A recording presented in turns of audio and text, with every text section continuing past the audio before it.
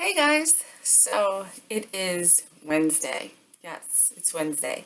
And I feel like, look, one of my buttons is really tight, the other one's really big. Anyway, I feel like there's so many different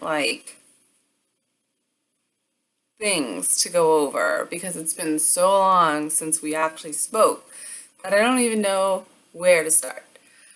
Um, if you are like, I think that I've spoken about selling the house on several different medias and in videos.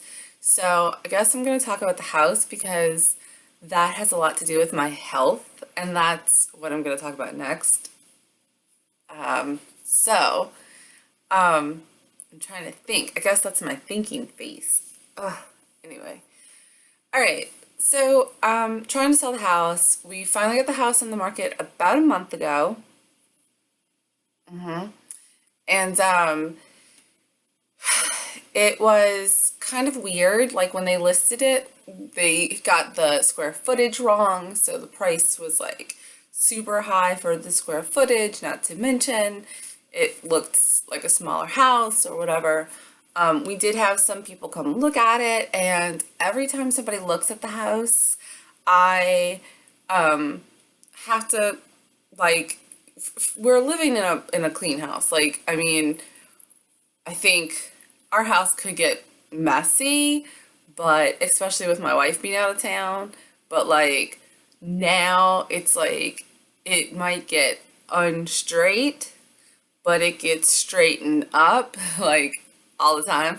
And then it gets like cleaned on top of the straightened like all the time. So we're living in a clean house, and still, when somebody says they're coming, it's like wipe everything down, convert this, take the cover off the sofa cover, take, like just everything gets super cleaned. So I told a real estate agent that we needed a 3 hour window. And what I usually do as of lately, since we're like living this reality, is that I will shut down immediately as soon as I get a request, if it's a same day request, and I'll clean for an hour.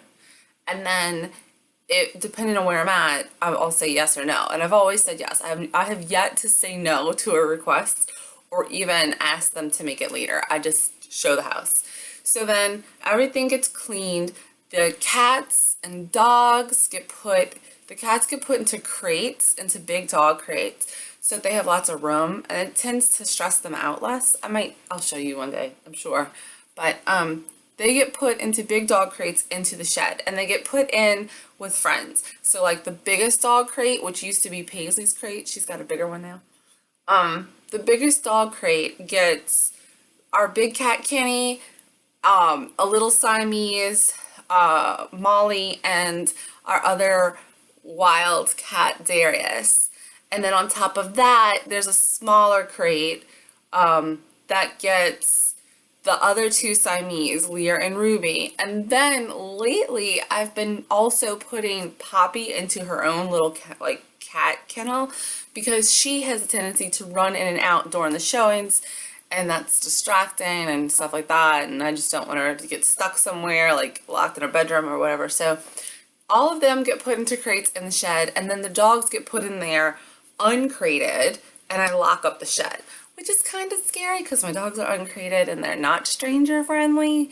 I'm always like, I mean, I lock the shed, and then I make the daughter check the shed, and then I check the shed, and then I make the daughter check the shed. I do not want that shed getting open. So, so the animals get put into the shed, and then we leave. And if you follow me on Snapchat, you know this, but we drive around the corner to where we can't be seen, and we spy. And it's really so that we can know when we can go home, because if not, we're just hanging out wondering if the people got there or not. And really, like my worst fear, which was realized yesterday, is that we'll be home. Like, because when we first started showing the house, I was here, and like we didn't have a lockbox which holds the key, so I had to let people in. And it was like this awkward, like, hi, okay, just look, I'll leave. I'm gonna leave. Don't worry about it. Go ahead. But I feel like it's been better since we leave, but it's weird because you don't know if somebody's been at your house or not. So we watch to make sure they have been at the house. So we were going through that. We've been doing it for about 4 weeks now. And then yesterday, okay, last week we got no showings from Thursday, the week before last, all the way through last week. And I had some health issues going on there that I'm going to talk to you guys about. But so I had health issues going on there. And, ooh, text message.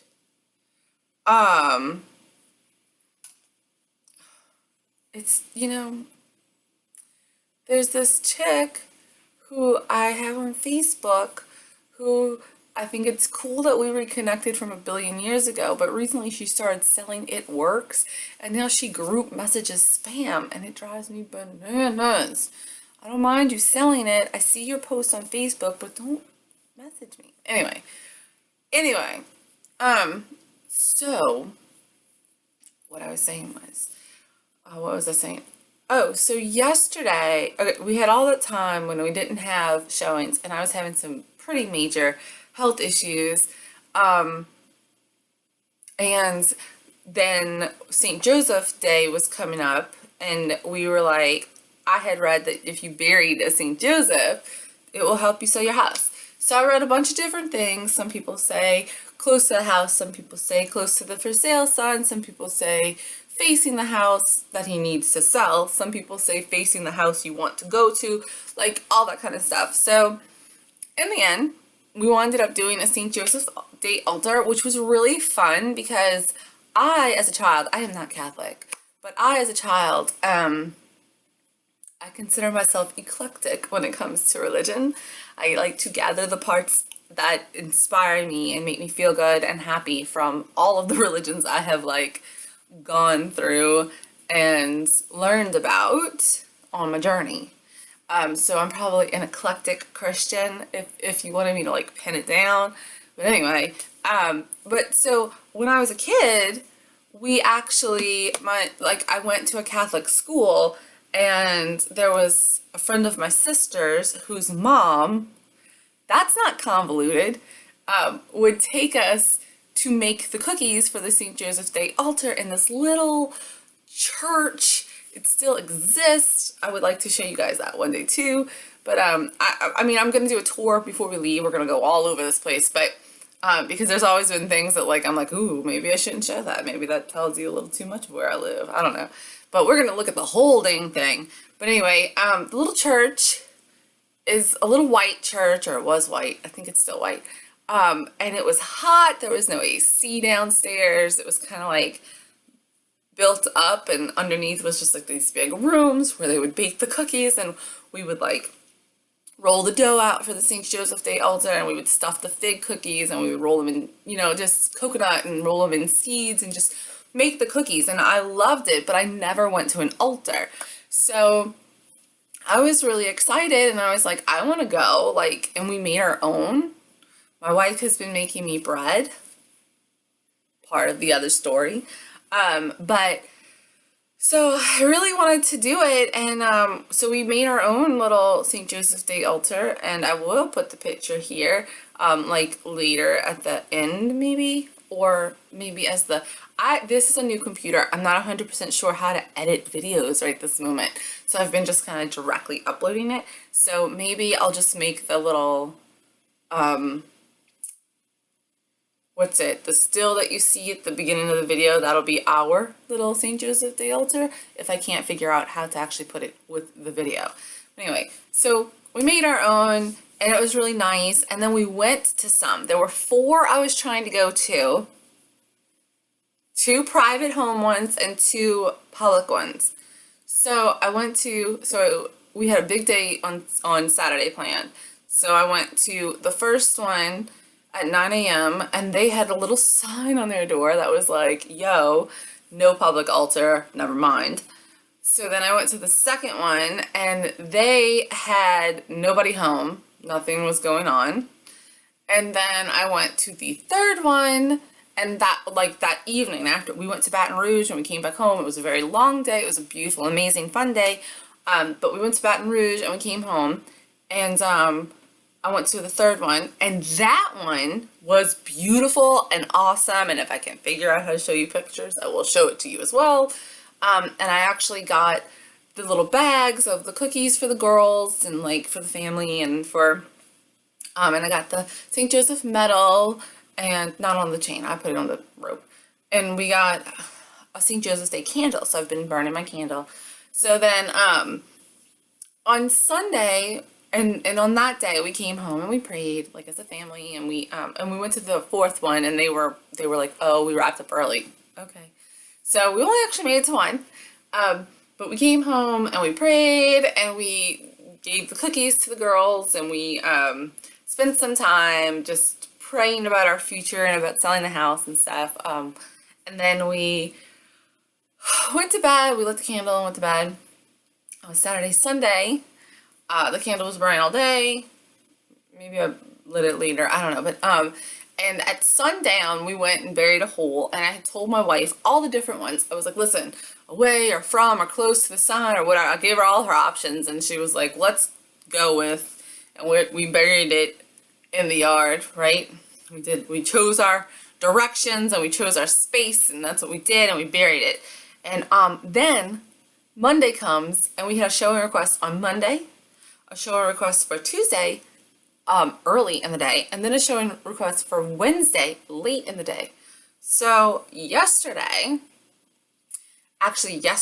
was kind of weird because Mondays came, we got the house ready, my wife went to work. She works out of town. I don't know if I actually ever told you guys that. We're going to be talking a lot about that. That has a lot to do with a lot of stuff that's going on.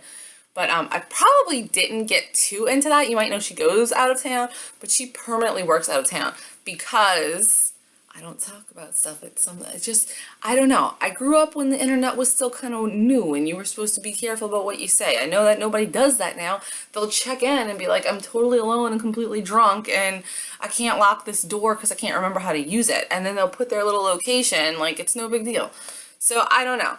But my wife works out of town all the time now. She stays with relatives. She stays with my mom out of town. So it's kind of weird. Sometimes she's gone for a week. Sometimes she's only gone for a day. Sometimes she comes home every day. It's a weird situation. So Monday she went to work and she came back home, and we wound up sleeping late and because on Tuesday because she works nights, so she didn't get home till late. It was like a big deal anyway. So we slept in, and when we slept in, ready? I wake up to a text message asking for a showing an hour and a half later. So I was like, oh, so we got up, flipped this house on Tuesday, got it all ready, got out the door. They came, they saw, they left. Great. So then, my wife goes back to work in a couple of hours. The kids and I are here. Everything's fine. We don't have another showing till tomorrow, right? The dog starts barking at around 5:30. Keeps on barking. I see people outside, whatever. I have new neighbors. They're not new. She's not new, but her fiance moved in. And so sometimes he has family over that I don't know. No big deal. More people come, 2 more cars. I'm like, oh, must be a party. My dog is barking. I'm trying to shut her up. 6 o'clock comes. I am in my pajamas. The girls are in school in their pajamas. We're just chilling, hanging out. And there's a knock on the door. So I go over there. Whatever, friendly neighborhood. I'm like, can I help you? She's like, my name is Harriet and we have a showing today. And I'm like, no. And so basically my worst fear was realized in the fact that suddenly I had people at the house. And I'm like, oh my gosh, let me get myself together. She's like, don't leave. It's no big deal. I'm like, well, I had this as tomorrow. And then she tried to like say that it was my fault, that the girl knew it was today. So I had to show her my phone and tell her that the girl did not know because it was a mistake and it was supposed to be tomorrow. Whatever, not a big deal. Loved the couple, loved them. They were fantastic. Walked them through the house, got to show them a lot of stuff. It was really fun, got to talk to them. It was really kind of cool. I like them. I hope they buy my house. Unfortunately, I got an offer last night and it wasn't from them. It was also not a good offer. It was a shit offer. But it was an offer. So we're going to counter that offer today at some point when my wife gets awake. We will counter that offer. And then they will have 24 hours to get a signed letter in, pre-qualified letter, and then we go into contract, and then from there, the house gets sold, right? That's the plan. But, okay, so I got that information at 10 o'clock last night that we have an offer. And it has been next to impossible to think, relax, or sleep. I was up all night, like literally all night. And then when I was kind of tired, my wife got off of work and called me because I was like, they're working nights, which normally means like 5 to 3, but they worked from like 4:30 to like almost 7 o'clock. And I was like, no, do not drive home by yourself. Call me on the phone. I'll talk to you. Just because that makes me feel better about her being really tired and driving. Great. So that, my friends, is where we're at with all of that. And so we have to click the boxes on the DocuSign situation, send them back, and in 24 hours we will know if we have a deal, a contract, and then starts the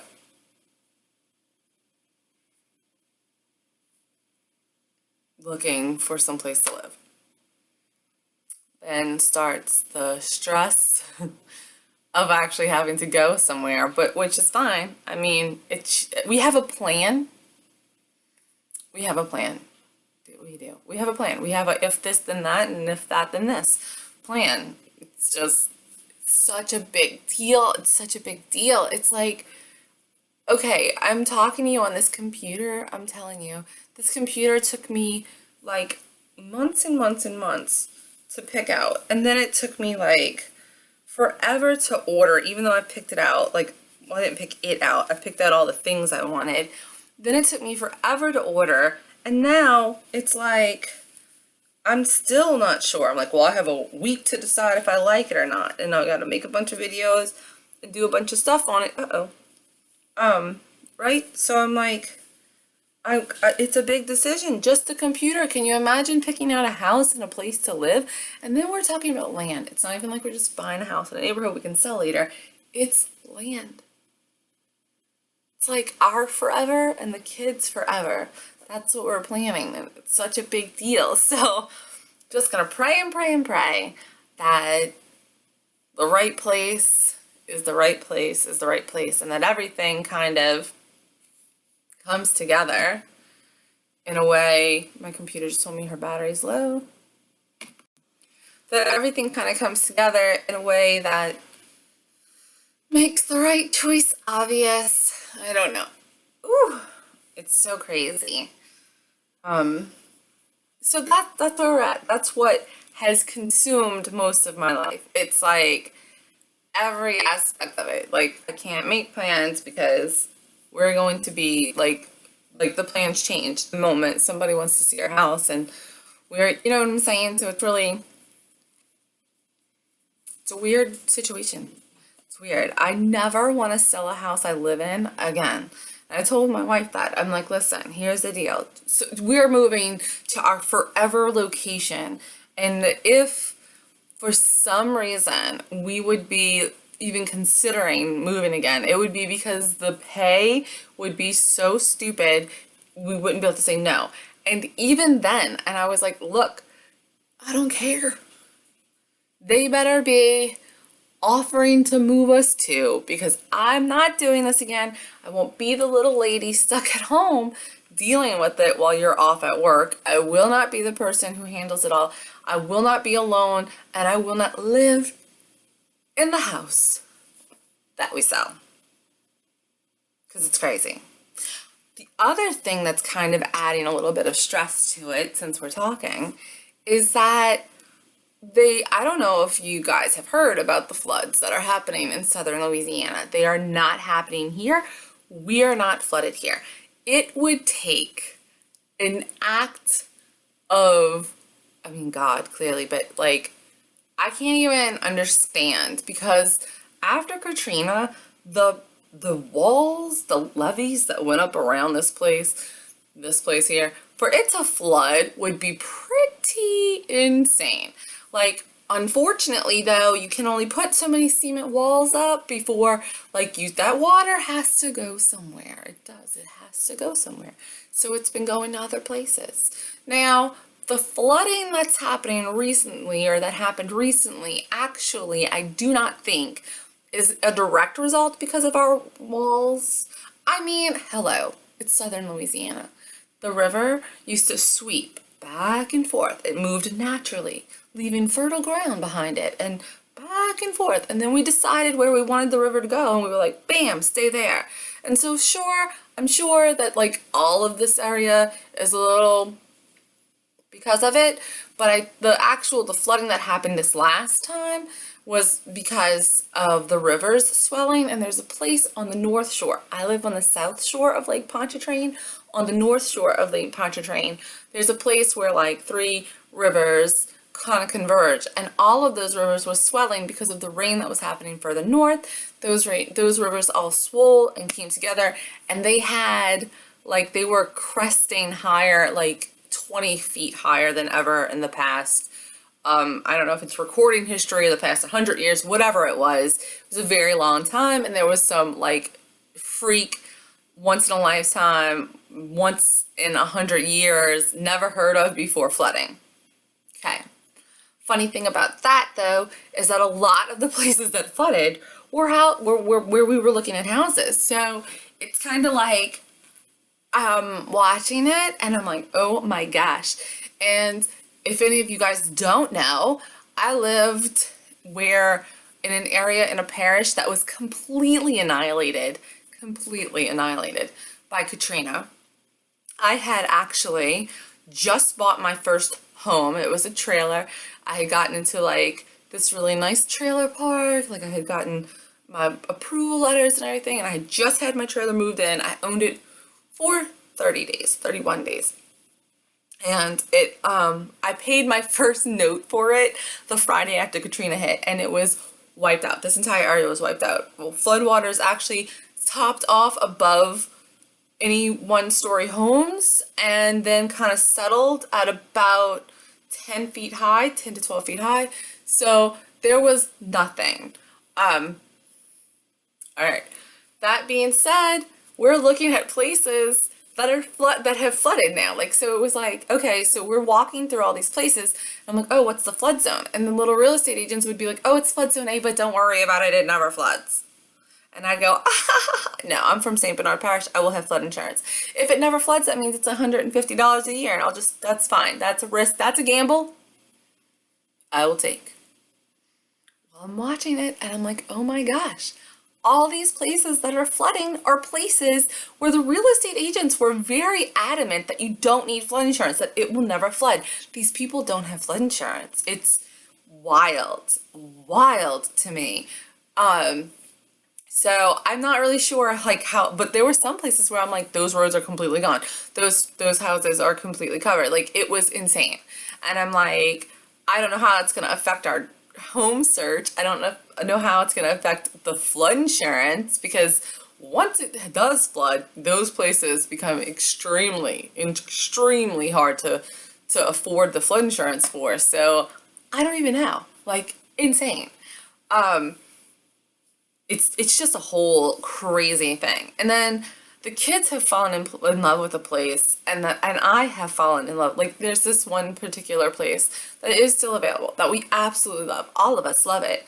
But location wise, it's a little further from things than I would like to be. It's not a 10-minute ride to the grocery store. It's 25 minutes. I don't care about that. That's not what I'm complaining about. What bothers me about that is that we have young kids who are almost at that age. They're going to be 14 and 12 this summer. So they're like a year to 3 years away from like teenage jobs and stuff. And running them to the local grocery store, like, would be one thing. But if it's a 45 minute drive, it's a whole different situation. And then when they get old enough to drive, it's a whole different, like, instead of being in a neighborhood-esque area where they're pretty close, if something happens, they're little first-time cars, like, none of that exists if we wind up out in the middle of nowhere. That's the only thing that I'm a little bit hesitant about the location we found. Other than that, we really, really love it. It's gorgeous. It's basically gonna be like camping when we move, like every day. It's gonna be gorgeous. So I'm really excited about that. I'm just not excited about the prospects of picking, because in the back of my brain, I am always scared I'm picking wrong. And I'm not excited about the prospect of the hunt, because, or like what's gonna happen, because I don't know. Like, it's gonna be, I think we're gonna have to stay with my parents, and my parents hate Paisley, and Paisley's not keen on them, and it's just a stressful situation. So I don't know about that. That's where I'm at. Okay, so that's life updates. That's like the big life update. And then I'm gonna get into the other stuff probably later today or possibly tomorrow. And I will talk to you guys later.